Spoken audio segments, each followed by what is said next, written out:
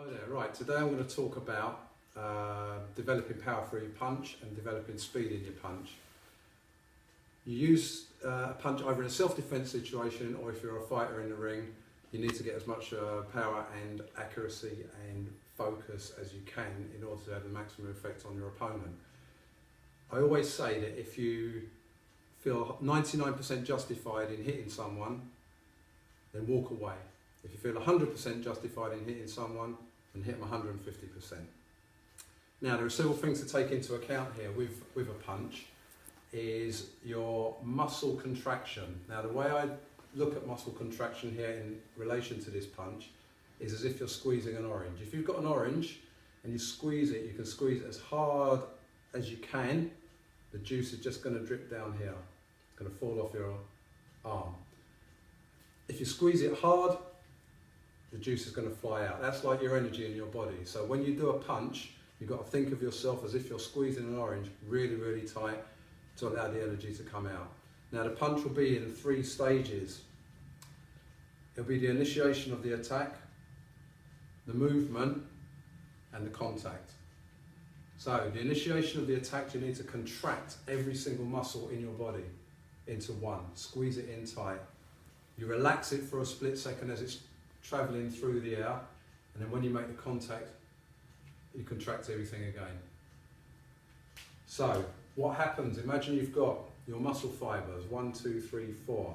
So muscle fibers in your arm, in the whole of your body. When you initiate a movement and there's no resistance or speed, you use one muscle fiber. As the speed and resistance gets harder, then you recruit more muscle fibers.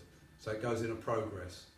What I would like you to try and do in your mind is to think, I want all 4 muscle fibers, 100% muscle fibers, to switch on immediately when you initiate the movement and also when you make contact.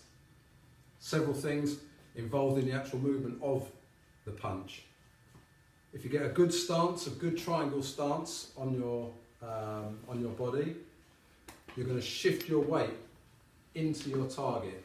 Shift your weight into your target.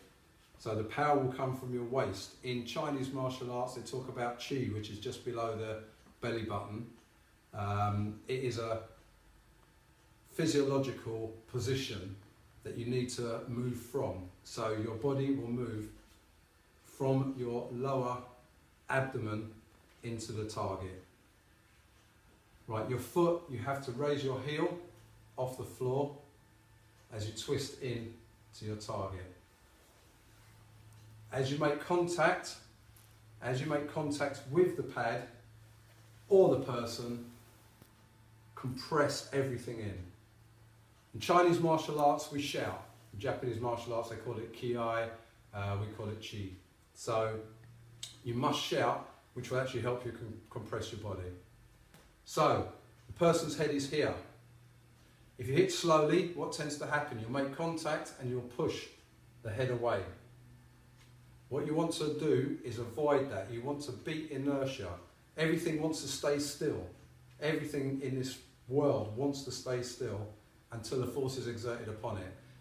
If you exert force upon something, it exerts a force back. So you've got to make sure that your hand and everything is locked in position as you make the contact.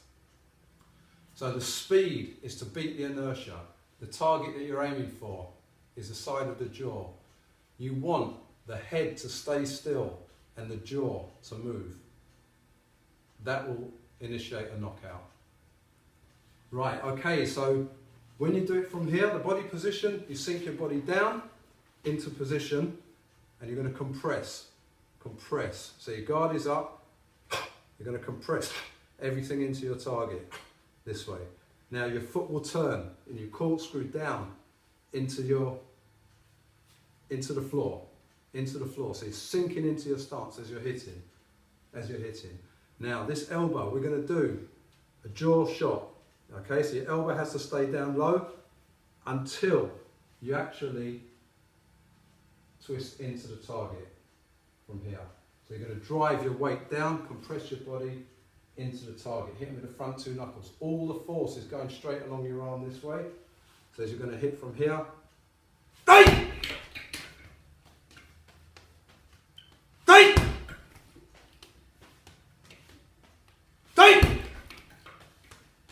Okay, so as you can see, the bag is not swinging because the force is going into the bag.